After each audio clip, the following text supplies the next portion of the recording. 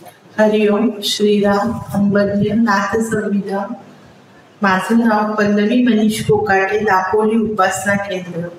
आज मी तुम्हाला कोरोनामधल्या एका व्यावसायिक क्षेत्रात मी असताना व्यवसायात मला आलेल्या अडचणी याबद्दलचा एक अनुभव सांगणार आहे। कोरोनाचं संकट चालू असताना आर्थिक दृष्ट्या खूप त्रास झाला। व्यवसायात कोणच उधारी दुकानदार जे रोलिंग चालायचं, ज्या रोलिंग चालत असताना जे आपण क्रेडिटवर माल आणायचो आणि नंतर त्याचे पैसे द्यायचे, असं चालत असताना कोणी उधारी, कोरोनात सगळ्यांनी उधारी बंद करून टाकली की नाही, रोखीने माल न्या, संपला की परत रोखीने येऊन घेऊन जा, कोणी उधार द्यायला तयार नव्हतं।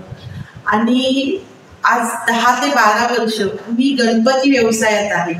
माझ्या मिस्टरांबरोबर मी गणपतीचा व्यवसाय करते। उन्हवळ या ठिकाणी आमचं गाव आहे, वाकोलीतून 18 किलोमीटर, आणि तिथे आम्ही पेनवरनं गणपतीची मूर्ती, तयार मूर्ती आणून विक्री करतो।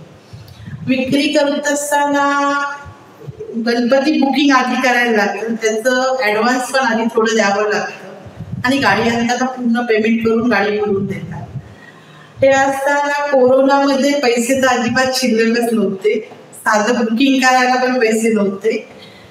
त्या वर्षी म्हणजे खर्च भागवायचे म्हणून अक्षरशः मी माझ्या गळ्यातलं मंगळसूत्र, शेवटची वस्तू पण बँकेत नेऊन ठेवली। आणि बापूंना म्हणाले, बापू आता गणपतीसाठी पैसे नाहीत, सगळीकडे पैसे अडकवून झालेले आहेत आणि पैसे रोलिंगला अडकवले असताना आता दुसरे सेव्हिंग पण नाहीत मोडायला, आता काय करायचं। ते करत असताना मी जिथे गणपती बुकिंग करते तिथे पण त्या व्यवसाय करतात, त्या पण एक महिलाच आहे। तर त्या ताईंना मी बोलले की ताई, आता काय गणपती बुकिंग करायचे पण माझ्याकडे 1 रुपया पण नाही, आणि तुम्हाला ऍडव्हान्स दिल्याशिवाय आमचा गणपती काय आम्ही बुकिंग एवढ्या वर्षात कधी केलेले नाही त्या गावी न्यायच्या। तर मग मी त्यांना बोलले की आता पैसे नाहीत। तर त्या म्हणाल्या ठीक आहे, नसून दे। जाताना बापूंना सांगून गेले की बापू पैसे नाहीत, फक्त पानाच्या विड्यावर गणपती आणायचे। गेले, पेनला गेले आणि ताईंना म्हटलं ताई पैसे नाहीयेत। ताई म्हणाल्या असून देत, नाही आहेत ना पैसे, पण तुम्ही तर मला आज नवीन नाही, आज तुम्ही एवढे वर्ष माझ्याकडे जेवढे कारखान्यात येतात ते 2 वर्ष झाली, 3 वर्ष झाली की ह्या कारखान्यात मग दुसऱ्या कारखान्यात जातात गणपती घ्यायला, पण त्यांना तिसरीकडच्या मूर्त्या आवडतात, मग ते तिसरीकडे जातात। पण आज तुम्ही 10 ते 12 वर्ष माझ्याकडे एकमेव गिरायक असं आहे की जे माझ्याकडेच आहे, ते कधीच कुठल्या कारखान्यात गेलं नाही पेनमध्ये एवढं फिरून पण। तर मी त्यांना म्हणाले की ताई पण आता काय करू, पैसे नाहीत। तर म्हणाल्या नसून दे, तुम्हाला तुमची गाडी भरून मी पाठवेल गणपतीची। लाखो रुपयाची गणपती आणायची होती, पण ते लाखो रुपये असे थोडेसे पैसे देऊन आपण नंतर थोडे पाठवतो, पण असं कोण लगेच एवढे पैसे ठेवून कोण देणार नाही ना। ती मनात भीती असताना बापूंना सारखी सांगते, बापू पण गणपती येतील ना, ते देतो म्हणाले, पण आयत्या वेळेला नाही म्हणाले तर काय करू, गावात गणपती तर द्यायचे आहेत लोकांचे।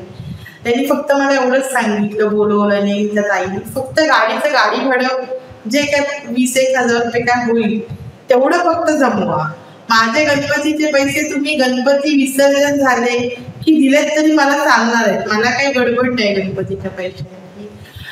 गणपती बुकिंग झाले आणि जून महिन्यात मी श्वास टाकला, टेन्शन मधून मोकळी झाली की बापू खरोखर तुम्ही होतात म्हणून गणपतीचं बुकिंग झालं, पण आता गाडीचे पैसे कुठे उभे करायचे, गाडीचे पैसे पण नाही, ते 20,000 रुपये पण नाहीत आता आपल्याकडे। तोपर्यंत महिन्याचे खर्च सगळे आलेलेच आहेत, लाईट बिल ह्या होत्या सगळे आहेत, आणि तो खर्च करत असताना मी बाकीचे पैसे कसे साठवू आणि कुठे येतील, प्लस माझं मी जिथे रेंटवर दुकान घेऊन चालवते तिथलं भाडं आहे, लाईट बिल आहे, ते सगळं मॅनेज कसं करायचं। ते करत असताना बापूंनी हळूहळू एक दार उघडायला सुरुवात केली। एका ठिकाणाहून आणलेले पैसे, उधाऱ्या आपोआप येत गेल्या आणि माझ्या गाडीच्या भाड्याची सोय झाली। पण त्या दरम्यान असं झालं की गणपती आणायला कोविडमध्ये तिथे गावात जाऊन देत नव्हती पेनमध्ये, पहिल्या लॉकडाऊनला, की फक्त गाड्या भरून पाठवत होते। आता आमचं अंतर साधारण 250 किलोमीटरचं होतं, 250 ते 250-300 किलोमीटर पेन, हमरापूर पासून पुढे उन्हवऱ्यापर्यंत। आता ती गाडी आणणार होतो.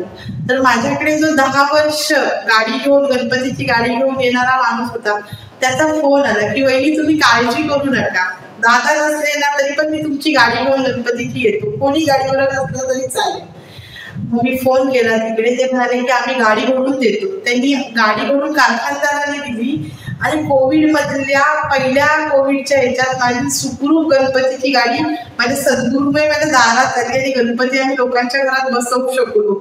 आणि खरोखर की असं वाटलं पण नव्हतं की आम्ही ही गोष्ट करू शकलो, फक्त सद्गुरूचा हात डोक्यावर होता म्हणून हे सगळं झालं. ज्या ज्या वेळेला त्याला द्यायचं असतं त्या त्या वेळेला तो देतो, ते करून घेतो आणि ते करून पण घेतलं. आणि यापुढे पण विश्वास आहे की जे करतील ते चांगलंच करणार आहेत माझ्या आयुष्यात, माझ्या चांगल्यासाठी. एखादी गोष्ट मिळाली नाही तरी पण ती माझ्या चांगल्यासाठी मिळणार नाहीये, त्यासाठी मी माझ्या बापूवर कधीच रुसणार नाही. हरिओम श्रीराम मंगल.